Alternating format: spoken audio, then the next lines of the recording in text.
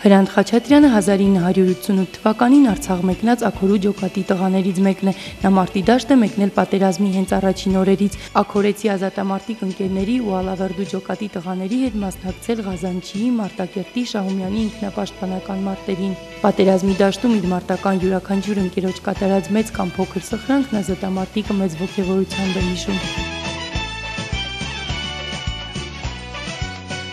Այսօր ազատամարտիկ Հրանտ Խաչատրյանը ծայրահեղ դժվարին պայմաններում է գոյատևում, որդու հետ ապրում է Աքորի գյուղում գտնվող Փայտաշեն իր տնակում, որտեղ կենցաղային տարրական պայմանները բացակայում են, չկա ջուր, հոսանք։ Հուսահատության մեջ գտնվող այս մարդն անգամ չցանկացավ, որ հարցազրույցը տանն անցկացնենք։ Առաջի աբոմենտը ես եմ ստեղել, առաջին սարկողը ես եմ։ Ստեղ հենա ստոլբեքսելինոյկո։ Լիսը ունեցել եմ, ամել ոչենկա ոչե։ Երկու անգամ ասել եմ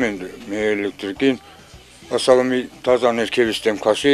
որ ստի 60 մետր պրովոդեր ինձ պետք է 70, 300-400 մետր տեղանդեղից որ քաշի։ Ոչի ներկա ոչենկա, բայց իմա էստո ուրիշնին տոկովս բանան մուղտում է ես չէ։ Ազատամարտիկն ասում է, որ շրջապատում հիասթափեցնող է ամեն ինչ, շատ անգամ է աշխատանք ունենալու խնդրանքով դիմել տարբեր գործատուների, սակայն ապարդյուն։ Ում դիմեմ 4 օր գործի չէի գնացի, Ղարաբաղից եկա 4 օր չգնացի, գործից անեցի։ Նայոմնի գրվեցի, ասին տարիքդ մեծ է։ Գործի գնում ես, ասում եմ տարիքդ մեծ է, չեմ ունդում։ Զուտես անգործությունից տանից տեղից կտրվեցինք, բզանվեցինք, սախարամարը։ Բանակը հզոր է այսօրվա երիտասարդների շնորհիվ, պարզապես պետությունն է, որ շպրտում ու արհամարում է իր մարտիկին, ասում է Հրանտ Խաչատրյանը։ Ոչ մի բան տեսած չենք։ Դե ասենք գնում եք Ալանթալանի, իմ Ալանթալանն էլ էսա, որ սաղ մնացինք սենց դուժում ենք։ Մեր ընկերտինքը զոհվեցին ընդի մեզան լավ տաղեկ էին սաղ։